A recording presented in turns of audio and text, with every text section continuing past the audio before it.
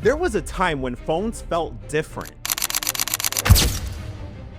Not necessarily better or faster, but different in a way that's hard to explain if you weren't there. You could hold an early iPhone or a Galaxy S3, and it felt like a tool, something you owned, something that worked for you and not the other way around. And now, years later, people keep asking the same question. Were those phones actually better? Or is this just nostalgia, just memory playing tricks, making the past seem warmer than it was? The answer isn't what you think, because the question itself is wrong. It's not about whether old phones were better, it's about something else entirely. Something we've slowly lost without even realizing it. And to understand that, we need to go back, not to remember the phones themselves, but to remember what it felt like to use them. In the beginning, Apple and Samsung weren't selling status, they were selling solutions. The first iPhone arrived in 2007 and it was clunky and slow, with no app store and no copy and paste. But it made the internet feel natural in your hand. Samsung followed with the Galaxy line and they made a different promise. Customization, freedom, bigger screens when Apple refused, removable batteries when Apple sealed theirs, and a headphone jack that just worked. They were competing for users by giving them what they wanted, practical and useful things. But somewhere along the way, the game changed. It stopped being about convincing people to buy a smartphone at all, because everyone already had one. Now it was about convincing them to upgrade every year and to stay locked inside one ecosystem forever. So the companies shifted.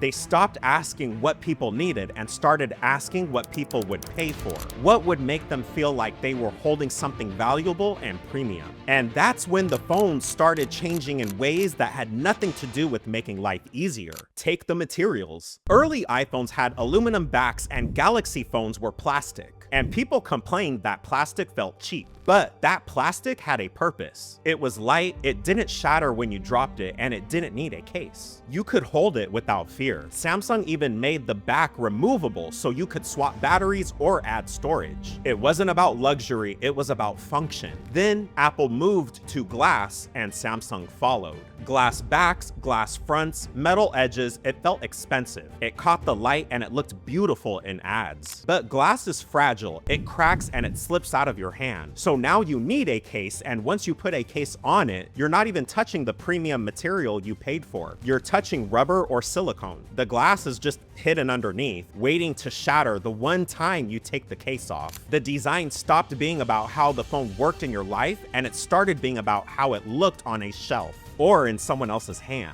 It became a signal, a status object. And the more fragile it was, the more you had to depend on the company to protect it, repair it, or replace it. Then the feature started disappearing. First, the headphone jack. Apple removed it in 2016. Samsung mocked them for it and made ads laughing at the decision. Then 2 years later, Samsung did the exact same thing. The excuse was always the same, it's about the future. Wireless is better, we need the space for other components. But that wasn't the whole truth. Wired headphones worked with everything, any device, any brand, any price. You didn't need to charge them, you didn't need to pair them, you just plugged them in. Removing the jack didn't make the phone better, it made you dependent on dongles, on wireless earbuds, on their ecosystem. Then Samsung removed the SD card slot. For years, it was their advantage. Expandable storage where you could buy a cheap phone and add your own memory. But that didn't make Samsung enough money, so they removed it. Now, if you want more storage, you pay them hundreds of dollars more for memory that costs them almost nothing. And then the batteries. Both companies sealed them inside.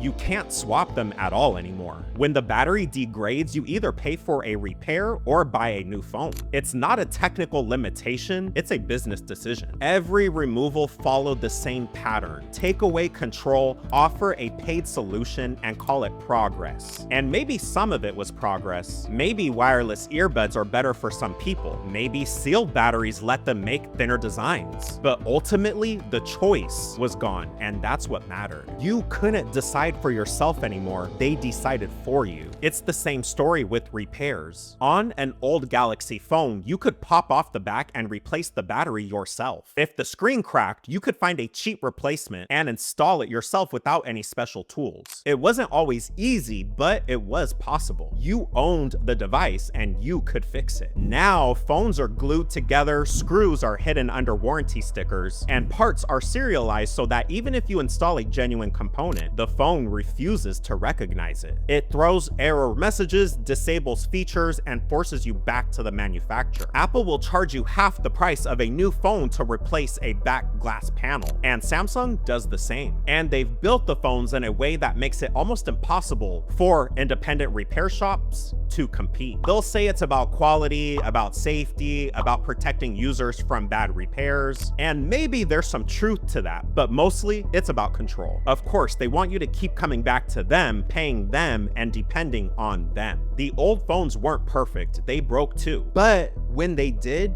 you had options. Now, you don't. Ownership used to mean something. It meant you could open it, fix it, and change it. Now, ownership just means you're allowed to hold it as long as you follow their rules. And then there's the cameras. Modern iPhones and Galaxy phones take incredible pictures, technically flawless with perfect exposure, perfect color, and perfect sharpness. They call it computational photography with AI processing and multi-frame blending. But here's what's strange, the photos don't look real anymore. Old phone cameras were simple. They captured light and what you saw was what you got. If the lighting was bad, the photo was bad. If someone's face was shadowy, it stayed shadowy. It was a moment, imperfect and honest. Now the phone doesn't just capture the image, it creates it. It brightens shadows that shouldn't be bright, it smooths skin that shouldn't be smooth, and it sharpens details that weren't even sharp. It takes 5 photos in a fraction of a second and merges them into something that actually never existed. And maybe that's fine. Maybe most people want their photos to look perfect. But somewhere in that process, something gets lost. Not quality, something harder to define. Authenticity maybe, the sense that what you're looking at actually happened. The phone is making decisions for you, deciding what the moment should have looked like.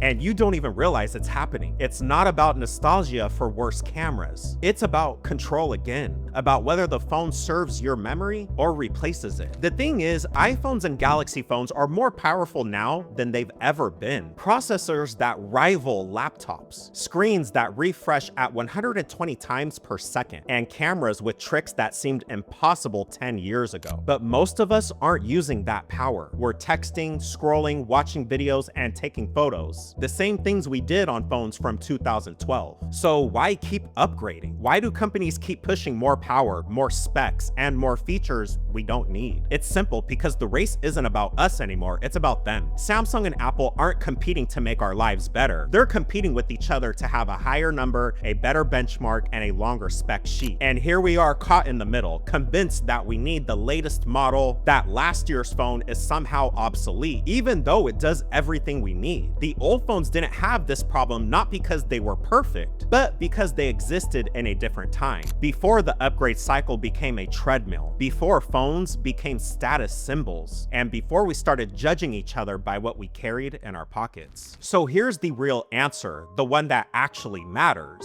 Old iPhones and Samsung phones weren't better, not objectively. Yeah, of course they were slower, the cameras were worse, the screens were dimmer, and they had plenty of problems. But they gave us something that modern phones don't: control, simplicity, and the ability to walk away. Because the phones themselves aren't the problem, it's everything around them. The notifications that never stop, the apps designed to keep you scrolling, the software updates that slow down old devices just enough to make you want a new one, and the entire ecosystem built to make you feel like you're falling behind if you don't upgrade. Life got louder, faster, and more demanding, and phones became the center of it. Not because they had to be, but because we let them. That's why people are buying dumb phones now. That's why digital minimalism is a movement. It's not about the hardware, it's about the life that came with it. The ability to put the phone down, to fix it yourself, and to keep it for years without feeling obsolete. So, were old iPhones and Samsung phones better? No, not really. But they were ours in a way that modern phones aren't. And maybe that's what we're really missing. Not the phones themselves, but the feeling of control, of ownership, of simplicity. The feeling that the phone worked for us, not the other way around. That's all for today's video. I hope you enjoyed it. Don't forget to give it a like, and I will see you in the next video.